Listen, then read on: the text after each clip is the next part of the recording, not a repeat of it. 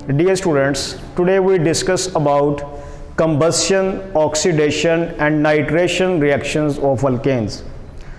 तो सबसे पहले हम डिस्कस करते हैं कंबस्शन। कंबस्शन से बेटे क्या मुराद है कि कंबस्शन से मुराद है कि बर्निंग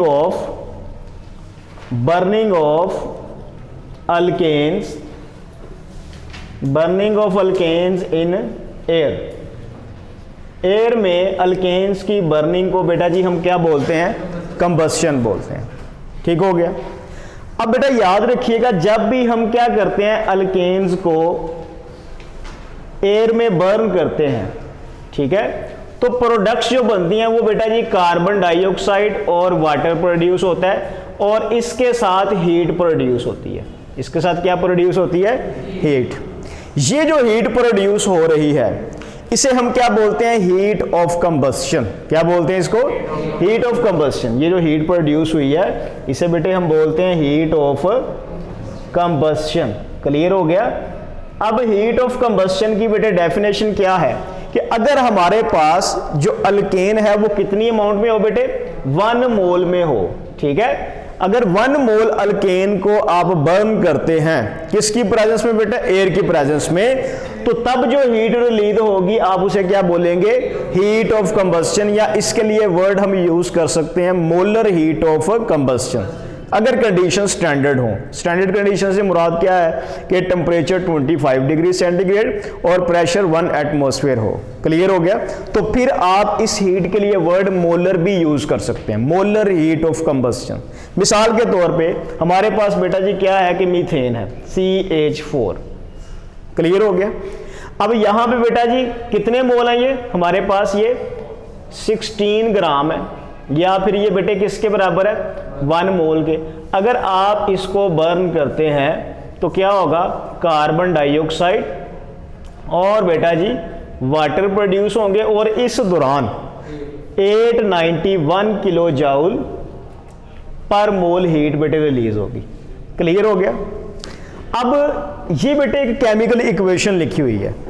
अगर बेटे केमिकल इक्वेशन में हीट का साइन प्रोडक्ट वाली साइड पे इस तरह प्लस में लिखा हो तो फिर बेटे ऐसी केमिकल इक्वेशन को आप कहेंगे thermochemical equation for exothermic reactions.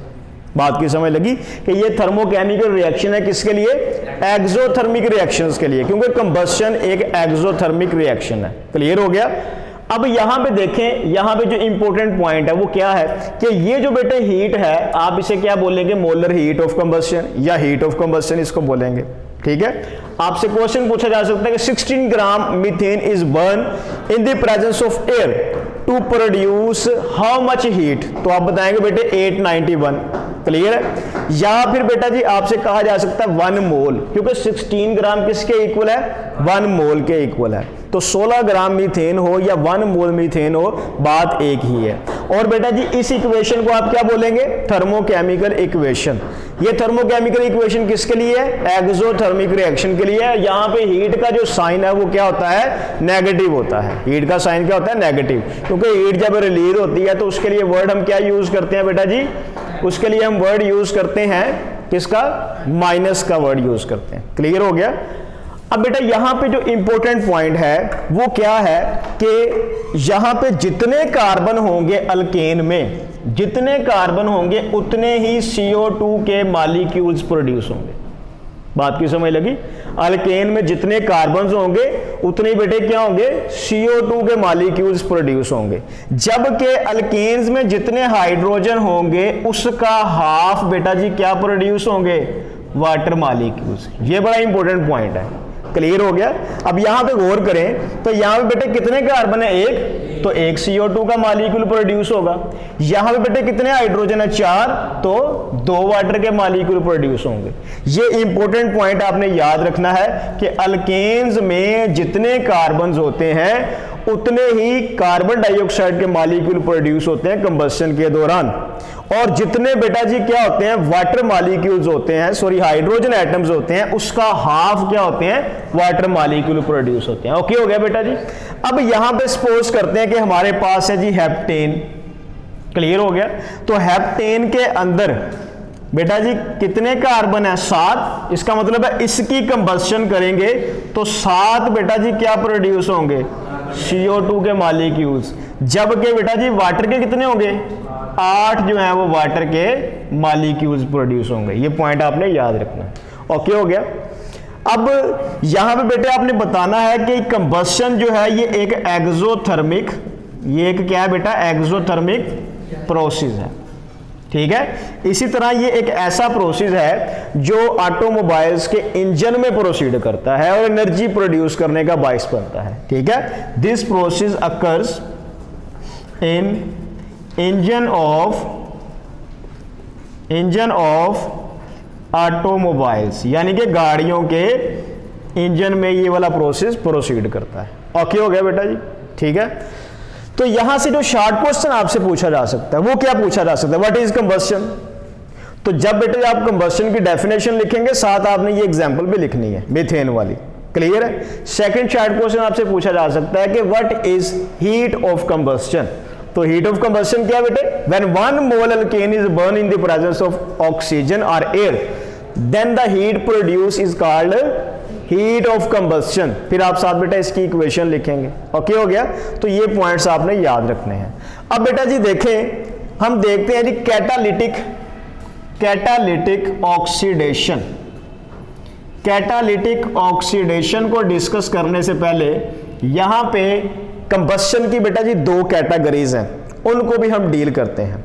वो क्या है कि अगर आप मीथेन की कंबस्शन करते हैं, अगर आप बेटा जी मीथेन की कंबस्शन करते हैं एक्सेस ऑक्सीजन में, यानी कि हमारे पास क्या है ऑक्सीजन की अमाउंट ज्यादा है, तो तब बेटा जी क्या बनेगा कार्बन डाइऑक्साइड और वाटर। लेकिन अगर यही प्रोसेस बेटा जी क्या हो लिमिटेड ऑक्सीजन में हो, किस में हो बेटा जी लिमिटेड ऑक्सीजन में हो, तो फिर बेटे यहां पे कार्बन मोनोऑक्साइड वाटर और कार्बन ब्लैक प्रोड्यूस होगा। ये प्रोडक्ट्स पूछी जा सकती हैं कि अगर हम मीथेन की बर्निंग करते हैं एक्सेस ऑक्सीजन में तो तब प्रोडक्ट क्या होगी, और अगर बेटा बर्निंग करते हैं लिमिटेड ऑक्सीजन में तब प्रोडक्ट क्या होगी। क्लियर है। ये बेसिकली बेटा जी क्या बन गया है, ये ब्लैक कलर का धुआं बन गया है। कार्बन मोनोऑक्साइड और वाटर के मिक्सचर को आप बेटा जी क्या बोलते हैं, इसको आप वाटर गैस भी बोलते हैं। क्लियर है। और ये बेटे क्या चीज है यहां पे, ये कार्बन ब्लैक है, तो ये सारा मिक्सचर क्या बन जाएगा ब्लैक कलर का धुआं होगा। बात की समझ लगी। यानी कि लिमिटेड ऑक्सीजन होगी तो फिर बेटा जी प्रोडक्ट क्या होगी कार्बन मोनोऑक्साइड वाटर और कार्बन। लेकिन अगर एक्सेस ऑक्सीजन होगी तो फिर बेटा जी क्या होगा कार्बन डाइऑक्साइड और वाटर प्रोड्यूस होगा। बात की समझ लग गई। अब यहां पर बेटा जी ये कंडीशंस भी आपसे शॉर्ट क्वेश्चन में या मल्टीपल चॉइस क्वेश्चन में पूछी जा सकती हैं कि लिमिटेड ऑक्सीजन में प्रोडक्ट कौन सी होंगी और एक्सेस ऑक्सीजन में प्रोडक्ट कौन सी होंगी, आइडेंटिफाई कर लेंगे। उसके बाद बेटा जी कैटालिटिक ऑक्सीडेशन की कंडीशंस क्या है, कंडीशंस। तो कंडीशंस में देखें बेटे यहां पे हम कैटालिस्ट यूज करते हैं कॉपर। क्लियर हो गया। यहां पे जो टेम्परेचर बेटे यूज होगा वो होगा 400 डिग्री सेंटीग्रेड, और यहां पे बेटा जी जो प्रेशर होगा वो बेटा जी कितना होगा 200 एटमॉस्फेयर। ठीक हो गया। कैटालिटिक ऑक्सीडेशन की कंडीशन मल्टीपल चॉइस क्वेश्चन में पूछी जा सकती है। तो आपने बताना है कि यहां पे कैटालिस्ट क्या यूज कर रहे हैं हम कॉपर, और टेम्परेचर कितना है 400 डिग्री सेंटीग्रेड और प्रेशर कितना है 200 एटमॉस्फेयर। बात की समझ लगी। अब यहां पे बेटे आपने याद रखना है कि जो ऑक्सीजन है, ऑक्सीजन वो बेटा जी किस फॉर्म में होगी, वो एटॉमिक फॉर्म में होगी।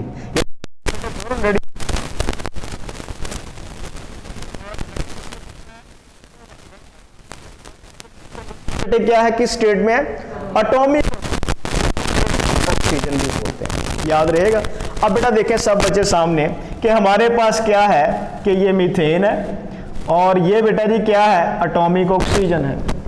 ये इन कंडीशंस की प्रेजेंस में रिएक्शन होगा। कंडीशंस नहीं लिखेंगे तो रिएक्शन गलत होगा, चाहे आपके रिएक्टेंट और प्रोडक्ट ठीक लिखेंगे। कंडीशंस लिखना जरूरी है। ये कॉपर आ गया 400 डिग्री सेंटीग्रेड टेम्परेचर और 200 एटमॉस्फेयर प्रेशर। क्लियर हो गया। तो यहां पे बेटा देखें कितने हाइड्रोजन है, 4 है।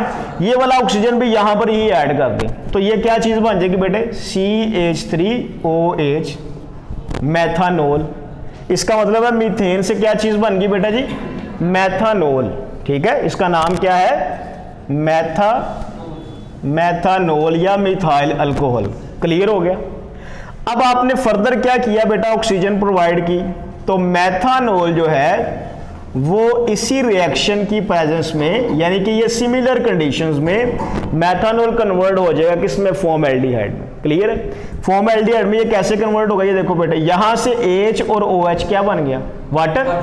कितने हाइड्रोजन रह गए, बाकी 2, और ये वाला ऑक्सीजन यहां पे ऐड कर दें तो ये हमारे पास क्या चीज बन जाएगी, फॉर्मएल्डिहाइड प्लस वाटर। क्लियर हो गया। तो catalytic oxidation of methanol produce फॉर्मएल्डिहाइड। ये क्या चीज है बेटे, फॉर्मएल्डिहाइड। आप इसको इस तरह भी लिख सकते हैं, HC+OH, इसका नाम बेटे क्या है, फॉर्मएल्डिहाइड। ओके हो गया।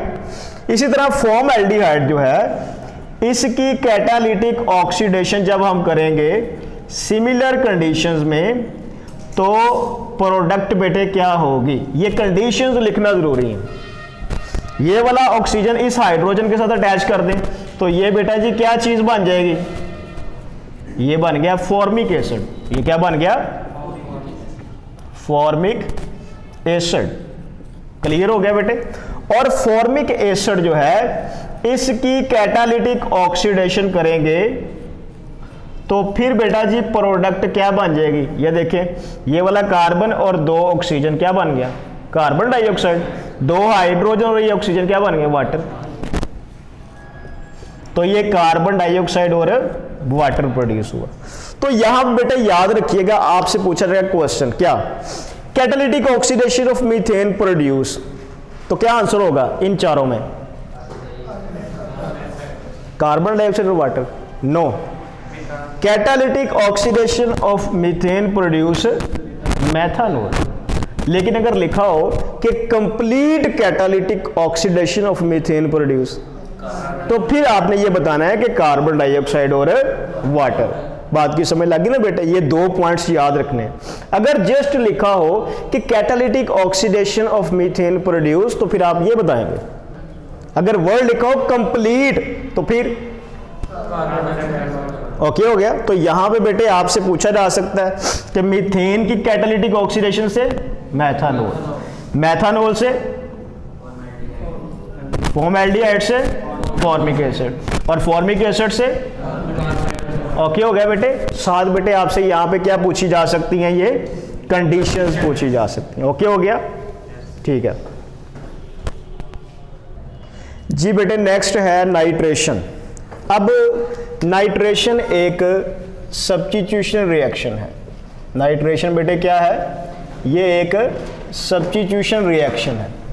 अब ये सब्स्टिट्यूशन रिएक्शन कैसा रिएक्शन है, ऐसा रिएक्शन बेटा जिसमें अल्केन्स में से माइनस हम हाइड्रोजन कर देते हैं। मतलब क्या है कि हाइड्रोजन को रिमूव कर देते हैं, हाइड्रोजन को रिमूव कर दिया और प्लस बेटे क्या करते हैं, हम NO2 ग्रुप को ऐड कर देते हैं और जो प्रोडक्ट बनती है आप उसे क्या बोलते हैं, नाइट्रो अल्केन।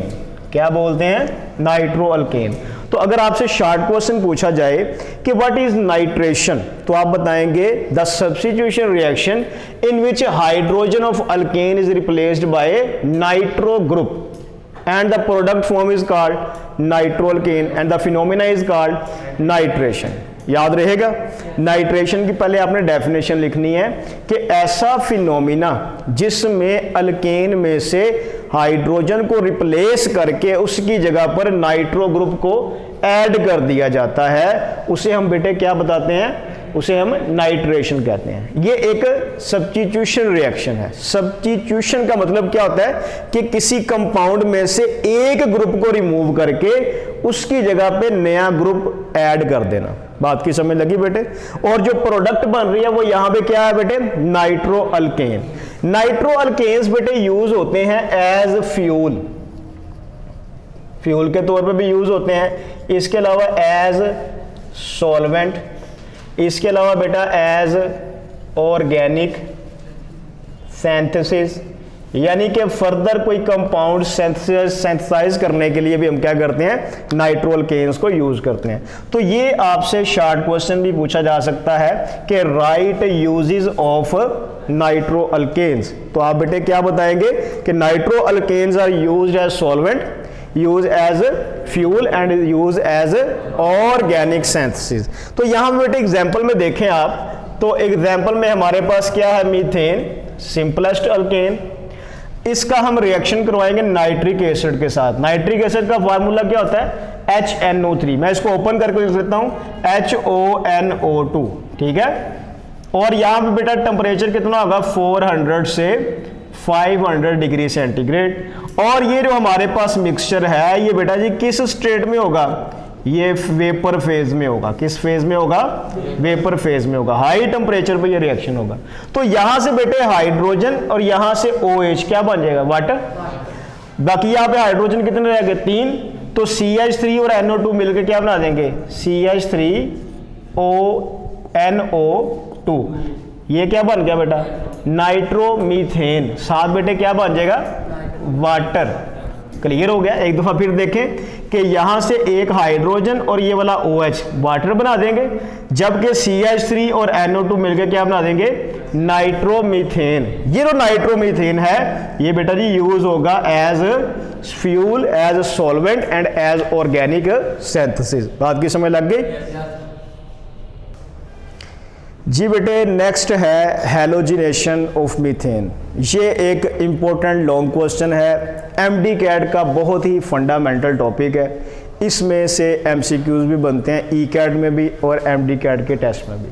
इसको बड़े ध्यान से आपने समझना, ठीक हो गया। हैलोजिनेशन एक बेटे सब्स्टिट्यूशन रिएक्शन है। ये क्या है बेटे, एक सब्स्टिट्यूशन रिएक्शन है। ओके हो गया। यानी कि ऐसा रिएक्शन जिसमें अल्केन्स में से आप बेटा जी हाइड्रोजन को क्या कर देते हैं, रिमूव कर देते हैं, और उसकी जगह पे बेटा जी आप क्या लगा देते हैं, हैलोजन को लगा देते हैं। और जो प्रोडक्ट बनती है आप उसे क्या बोलते हैं, हैलो अल्केन। क्या बोलते हैं बेटे, हैलो अल्केन। तो हैलोजिनेशन की जब आप डेफिनेशन लिखेंगे तो कैसे डेफिनेशन लिखेंगे, the phenomena, the process in which hydrogen of alkane is replaced by halogen atom to form haloalkane is called as halogenation। याद रहेगा बेटे। ये जो प्रोसेस है हैलोजिनेशन का, ये बेटा जी सूरज की रोशनी की प्रेजेंस में होता है, सनलाइट की। सनलाइट में बेटे क्या होते हैं, फोटोन्स। तो फोटोन के लिए हम नोटेशन यूज करते हैं Hν, या आप इसको HV पढ़ लें। ओके हो गया। ये किसको रिप्रेजेंट कर रहा है, फोटोन को, या आप कह लेंगे ये किसको रिप्रेजेंट कर रहा है, सनलाइट को। सूरज की रोशनी की मौजूदगी में ये रिएक्शन होता है। मतलब क्या है कि हमारे पास अगर ये मीथेन है तो बेटे यहाँ पे हमारे पास क्या है, कोई हैलोजन होगी इन द प्रेजेंस ऑफ सनलाइट। तो एक हाइड्रोजन एक क्लोरीन से मिलकर क्या बन गया, HCl, और एक क्लोरीन इस हाइड्रोजन कार्बन से जुड़ गया, ये क्या बन गया, CH3Cl प्लस HCl। क्लियर हो गया। तो ये आप शॉर्ट क्वेश्चन में ये बातें बताएंगे। अगर आपसे पूछा जाए कि what is halogenation of methane, तो आप बताएंगे the substitution reaction which occurs in the presence of sunlight in which hydrogen of alkane is replaced by halogen to form haloalkane is called as halogenation। Okay हो गया बेटे। अब यहां पर आपने याद रखना है कि हैलोजिनेशन जो है ये बेटे फॉलो करता है फ्री रेडिकल मैकेनिज्म को। यहां पे जो मैंने X लिखा है, ये X किसको रिप्रेजेंट कर रही है, हैलोजेंस को, ग्रुप 7A के एलिमेंट्स को। वो कौन कौन से हैं बेटे, वो है जी फ्लोरीन, क्लोरीन, ब्रोमीन और आयोडीन। क्लियर हो गया। तो यहां पर याद रखिएगा जो फ्लोरीन है इसका बेटा जी अल्केन के साथ रिएक्शन हाईली एक्सोथर्मिक होता है। हाईली क्या होता है, एक्सोथर्मिक होता है। ठीक हो गया। फ्लोरीन का अल्केन के साथ रिएक्शन जो है वो अनकंट्रोल्ड होता है। वो बेटे क्या होता है, अनकंट्रोल्ड होता है। क्लियर है। आप इसको लैब में परफॉर्म नहीं कर सकते, यानी कि फ्लोरीन का मीथेन के साथ आप लैब में रिएक्शन नहीं करवाते। उसका वजह क्या है, रिएक्शन हाईली एक्सोथर्मिक होता है, अनकंट्रोल्ड होता है, और बेटा जी इसको हम लैब में इसलिए परफॉर्म नहीं कर सकते, can not perform in lab. ये पॉइंट आपने याद रखना। जबकि बेटे क्लोरीन और ब्रोमीन ये दोनों ही क्या करती हैं, ये सनलाइट की प्रेजेंस में रिएक्शन करती हैं मीथेन के साथ, ठीक है। इनका रिएक्शन जो है वो मॉडरेट होता है, यानी कि मॉडरेट स्पीड में ये रिएक्शन होता है और ये कंट्रोल्ड होता है। आप लैब के अंदर क्या कर सकते हैं, इजीली क्लोरीनेशन या ब्रोमिनेशन कर सकते हैं। जबकि बेटे जो आयोडीन है, आयोडीन का रिएक्शन जो है वो बहुत स्लो होता है, टू स्लो, ठीक है। और ये रिएक्शन क्या होता है, रिवर्सिबल होता है, और बेटे इसका रिएक्शन जो है वो एंडोथर्मिक होता है। इसलिए हम क्या करते हैं, मीथेन का आयोडीन के साथ रिएक्शन नहीं करवाते। इसका मतलब क्या है कि हम सिर्फ क्या करेंगे, क्लोरीन या ब्रोमीन का रिएक्शन करवाएंगे मीथेन के साथ। ओके हो गया। तो ये पॉइंट्स बेटे आपसे एमसीक्यू में पूछे जा सकते हैं। तो यहां पे अगर आप गौर करें तो फिर सबसे ज्यादा रिएक्टिविटी किसकी है बेटे, फ्लोरीन की, उससे कम किसकी है, क्लोरीन की, उससे कम ब्रोमीन की, और सबसे कम आयोडीन की। तो रिएक्टिविटी ऑर्डर लिखे तो ये भी आपसे बेटे एमसीक्यू में पूछा जा सकता है कि what is the reactivity order of halogens with methane. Methane के साथ अगर हैलोजन रिएक्शन करें तो उनका रिएक्टिविटी ऑर्डर क्या बनेगा, तो सबसे ज्यादा रिएक्टिव बेटे फ्लोरीन, उसके बाद क्लोरीन, उसके बाद ब्रोमीन, और सबसे कम बेटे क्या है, आयोडीन। तो ये रिएक्टिविटी ऑर्डर भी आपसे मल्टीपल चॉइस क्वेश्चन में पूछा जा सकता है। ओके हो गया। अब बेटे ये जो हैलोजिनेशन है ये बेटे फॉलो करता है फ्री रेडिकल मैकेनिज्म को। ये किसको फॉलो करता है, फ्री रेडिकल मैकेनिज्म को। अब ये फ्री रेडिकल मैकेनिज्म क्या है, फ्री रेडिकल मैकेनिज्म के बेटा जी 3 स्टेप्स होते हैं। ये स्टेप्स आपने समझने हैं। पहला स्टेप जो है वो क्या होता है बेटे, इनिशिएशन। क्या होता है, इनिशिएशन। दूसरा स्टेप बेटे क्या होता है, प्रोपागेशन, ठीक है। और जो थर्ड स्टेप है वो बेटे क्या है, टर्मिनेशन। ओके हो गया। तो फ्री रेडिकल मैकेनिज्म के कितने स्टेप्स होते हैं, 3 स्टेप्स होते हैं, इनिशिएशन, प्रोपागेशन और टर्मिनेशन। आपने इनको ध्यान से समझना है कि इनिशिएशन में क्या होगा, प्रोपागेशन में क्या होगा और टर्मिनेशन में क्या होगा। तो सबसे पहले बेटे हम डिस्कस करते हैं इनिशिएशन को। इनिशिएशन में क्या होता है, हमारे पास हैलोजन मॉलिक्यूल है। कौन सा हैलोजन बेटे हम यूज करेंगे, क्लोरीन या ब्रोमीन। तो हम क्लोरीन को यूज करते हैं। क्लोरीन का फार्मूला Cl2 होता है, तो मैं इसको ओपन करके लिख लेता हूं। Cl2 को मैंने ओपन कर लिया। 2 क्लोरीन एटम्स के दरमियान ये क्या, सिंगल कोवलेंट बॉन्ड है। इस सिंगल बॉन्ड बेटा कितने इलेक्ट्रॉन होते हैं, मैंने बताया था 2। एक इस क्लोरीन का आ गया और एक इस क्लोरीन का, इन्होंने आपस में शेयर किए हुए हैं। ये क्लोरीन मॉलिक्यूल है। ओके हो गया।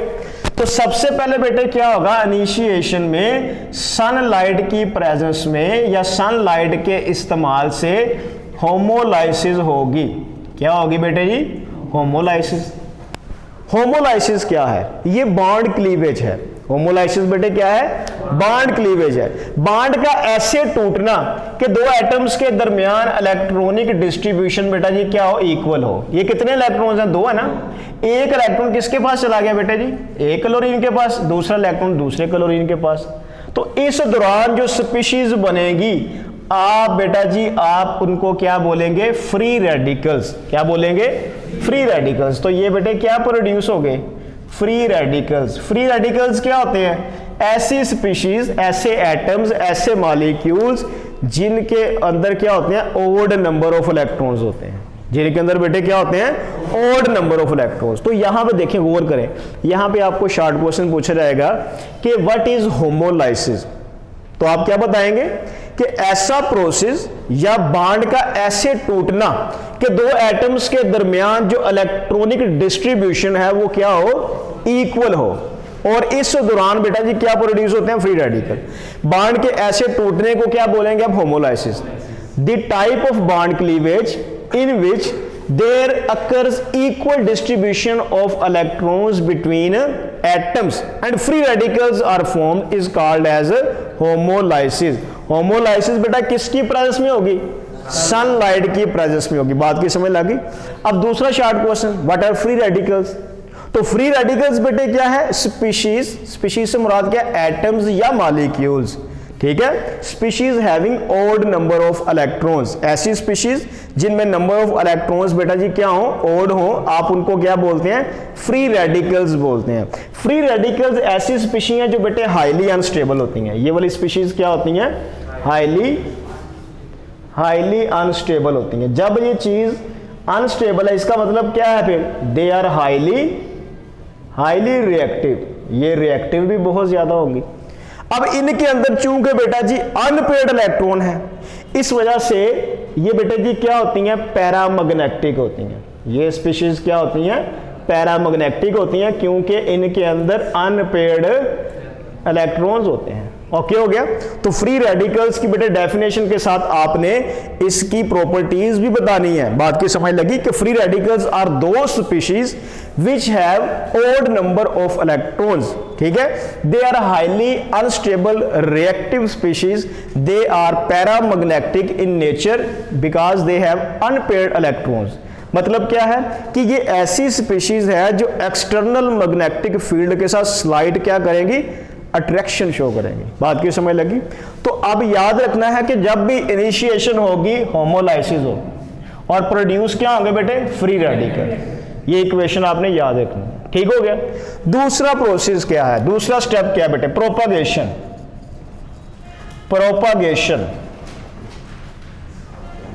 प्रोपागेशन का मतलब क्या होता है बेटे, फैलाओ, फैलना, ठीक है ना, सेपरेशन, प्रोपागेशन। अब यहां पे सब बच्चे गौर करें, हमारे पास मीथेन है बेटा, मैं इसको ओपन करके लिख रहा हूं। ये मेरे पास क्या है, CH4 का मॉलिक्यूल है। सब बच्चे बताओ इस सिंगल बॉन्ड में कितने इलेक्ट्रॉन है, एक इलेक्ट्रॉन इस कार्बन का और एक इस हाइड्रोजन का। सही हो गया।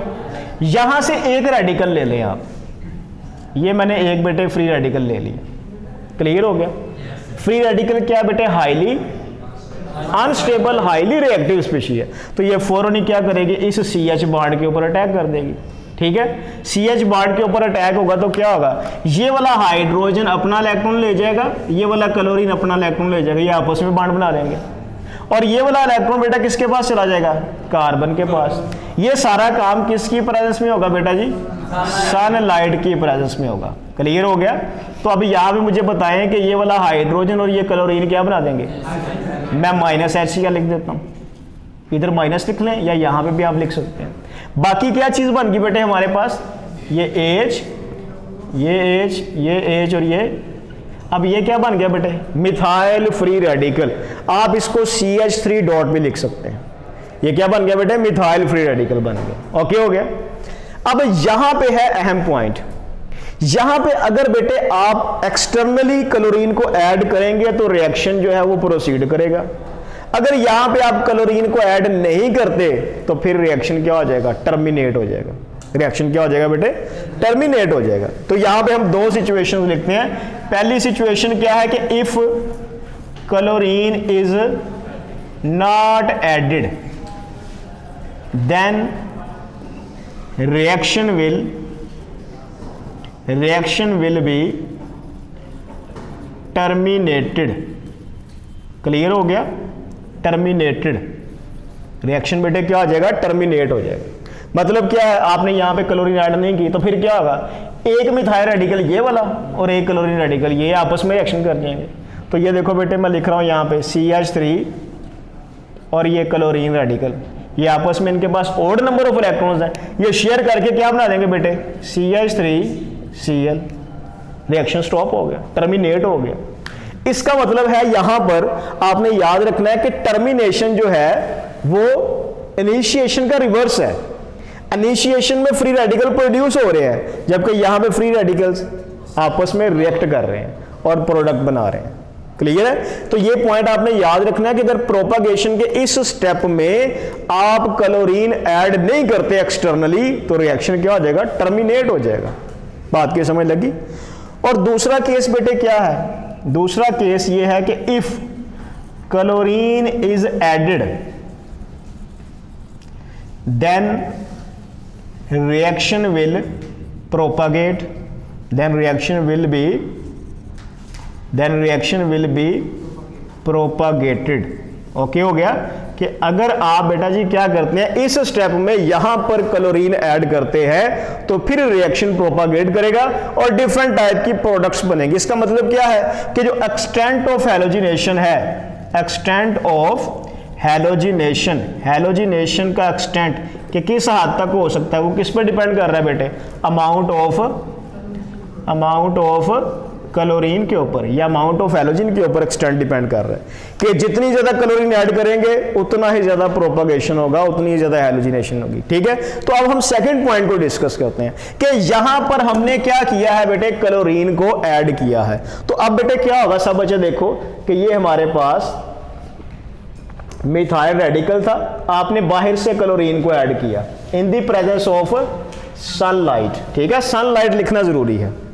ओके हो गया, मैं जस्ट लिख रहा हूं SL, आपने ये कंप्लीट वर्ड लिखना है सनलाइट। ठीक हो गया, तो उसी तरह बेटे क्या होगा, ये वाला क्लोरीन यहां पे अटैच हो गया, कितने इलेक्ट्रॉन है यहाँ पे, 2 इलेक्ट्रॉन है ना बेटे, ये एक इलेक्ट्रॉन लेके यहाँ पे और ये वाला इलेक्ट्रॉन आपस में बॉन्ड बना लेंगे।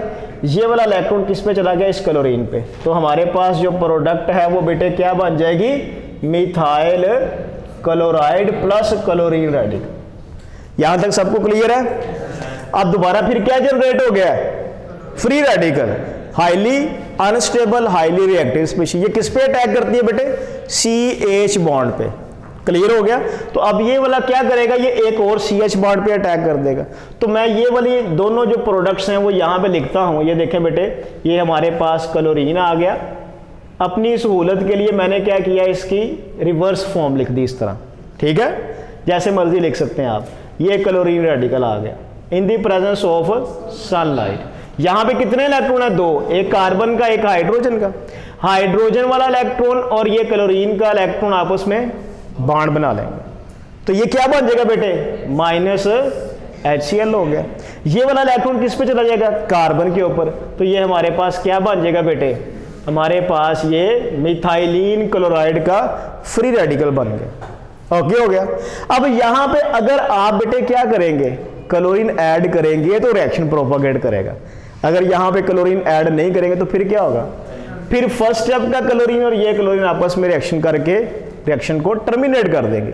लेकिन हमने क्या करना है, प्रोपागेशन पढ़ रहे हैं, हम क्लोरीन को ऐड कर रहे हैं। अब यहां पे दोबारा फिर क्या करेंगे, क्लोरीन को ऐड करेंगे। क्लियर हो गया, तो मैं ये लिख रहा हूं बेटे, यहां पे ये आ गया Cl, ये H, ये रेडिकल है, ये क्लोरीन आ गई in the presence of sunlight. Okay हो गया। अब ये रेडिकल है, ये फौरन इस बॉन्ड पे अटैक करेगा, तो ये वाला क्लोरीन का इलेक्ट्रॉन और ये वाला कार्बन का आपस में बॉन्ड बना लेंगे और ये वाला इलेक्ट्रॉन किस पे शिफ्ट हो गया बेटे, क्लोरीन पे। यानी कि एक स्टेप में रेडिकल प्रोड्यूस हो रहा है, दूसरे स्टेप में रेडिकल अटैक कर रहा है। तो यहां पे देखो ये बेटे क्या बन गया, ClH, यहां पर भी H, ये Cl आ गया प्लस क्लोरीन रेडिकल। बात की समझ लगी बेटे। अब ये क्लोरीन रेडिकल किस पे अटैक करेगा, हाइड्रोजन पे। तो ये देखें बेटा, दोबारा फिर आप इसको यहाँ पे लिखें, ये क्लोरीन आ गया, ये एक और क्लोरीन आ गया, यहाँ पे हाइड्रोजन और यहाँ पे हाइड्रोजन और ये क्लोरीन रेडिकल। ओके हो गया। दोबारा फिर क्या होगा बेटे, यहाँ पे ये वाला हाइड्रोजन का इलेक्ट्रॉन और ये क्लोरीन का इलेक्ट्रॉन आपस में बॉन्ड बना लेंगे। तो ये बेटे क्या हो गया, इन द प्रेजेंस ऑफ सनलाइट ये HCl प्रोड्यूस हो गया और साथ क्या बन जाएगा, डाइक्लोरोमीथेन का रेडिकल जनरेट हो गया। सही हो गया। यहां पे क्लोरीन ऐड करेंगे तो रिएक्शन प्रोपागेट करेगा, क्लोरीन ऐड नहीं करेंगे तो यहीं पर क्या हो जाएगा, रिएक्शन टर्मिनेट हो जाएगा। क्या होगा, फर्स्ट स्टेप का ये वाला रेडिकल और ये आपस में रिएक्शन कर जाएंगे अगर क्लोरीन ऐड नहीं करेंगे। तो यहां पे देखें बेटे, आपने दोबारा फिर क्लोरीन ऐड की, दोबारा फिर क्लोरीन ऐड करेंगे तो ये जो कार्बन का ओड इलेक्ट्रॉन है ये आपस में क्लोरीन के साथ बॉन्ड बना लेगा। ठीक है, ये वाले बेटे इस तरह, जबकि ये वाला इलेक्ट्रॉन इस क्लोरीन पे चला गया सनलाइट की प्रेजेंस में, तो ये क्या बन गया, Cl। कितने Cl अटैच हो गए कार्बन के साथ, 3 और एक क्लोरीन रेडिकल जनरेट हो गया। ये बेटे किस पे अटैक करेगा, हाइड्रोजन पे। तो फाइनल प्रोडक्ट बन गई बेटे, ये देखो ये हमारे पास आ गया एक क्लोरीन, ये क्लोरीन, ये क्लोरीन और ये हाइड्रोजन, साथ ये क्लोरीन रेडिकल आ गया इन दी प्रेजेंस ऑफ सनलाइट। ठीक हो गया। अब यहां बेटा देखें कि ये वाला हाइड्रोजन का इलेक्ट्रॉन और क्लोरीन का इलेक्ट्रॉन आपस में रिएक्ट करके क्या बना देंगे, माइनस HCl हो गया, ये वाला इलेक्ट्रॉन कार्बन पे चला गया, तो ये क्या बन गया, ट्राई क्लोरोमीथेन का फ्री रेडिकल। दोबारा फिर आपने क्या ऐड की, यहाँ पे क्लोरीन ऐड की, तो क्लोरीन ऐड करेंगे तो फाइनल प्रोडक्ट बेटा जी क्या बन जाएगी, ये देखें ये हमारे पास ये रेडिकल है, प्लस आपने क्लोरीन को ऐड किया, ये क्लोरीन का इलेक्ट्रॉन कार्बन के साथ और ये वाला इलेक्ट्रॉन इस क्लोरीन पे चला गया इन दी प्रेजेंस ऑफ सनलाइट, तो हमारे पास क्या बन गया बेटा, carbon tetra chloride 7 chlorine radical. अब मुझे बताओ कि क्या यहां पर कोई हाइड्रोजन है जिसको ये क्लोरीन रिप्लेस कर सके, तो इसका मतलब है कि ये वाला क्लोरीन का रेडिकल और फर्स्ट स्टेप का ये वाला रेडिकल आपस में क्या करेंगे, मिल जाएंगे और रिएक्शन क्या हो जाएगा, टर्मिनेट हो जाएगा। इसका मतलब है कि हम कह सकते हैं कि क्लोरीन रेडिकल्स का आपस में मिलना भी क्या है बेटा जी, टर्मिनेशन है। जब रेडिकल्स मिलेंगे तो क्या होगी बेटे, टर्मिनेशन, और जब रेडिकल्स बनेंगे तब क्या होगी, इनिशिएशन। अब यहां पे बेटे देखें कि क्लोरीन ऐड करेंगे तो रिएक्शन एक्सटेंड करेगा और रिएक्शन प्रोपागेट करता चला जाएगा जब तक के सारे हाइड्रोजन अल्केन में से रिप्लेस नहीं हो जाते। तो यहां पे जो प्रोडक्ट्स बन रही हैं वो कौन कौन सी हैं बेटा, देखें पहली प्रोडक्ट ये कौन सी है, मिथाइल क्लोराइड, या इसको आप क्या बोलेंगे, क्लोरोमीथेन, ये याद रखने हैं दोनों नाम। इसी तरह बेटे ये वाली प्रोडक्ट जो है इसका नाम क्या है, मिथाइलिन क्लोराइड, या इसको क्या बोलेंगे, डाई क्लोरोमीथेन, याद रहेगा, मिथाइलिन क्लोराइड या फिर डाई क्लोरोमीथेन। इसके बाद बेटा ये वाली जो प्रोडक्ट है इसको आप क्या बोलेंगे, क्लोरोफॉर्म CHCl3, या फिर इसको क्या बोलेंगे, ट्राई क्लोरोमीथेन। जबकि बेटा जी CCl4 जो है ये बेटा जी क्या है, कार्बन टेट्राक्लोराइड या टेट्राक्लोरोमीथेन। ओके हो गया।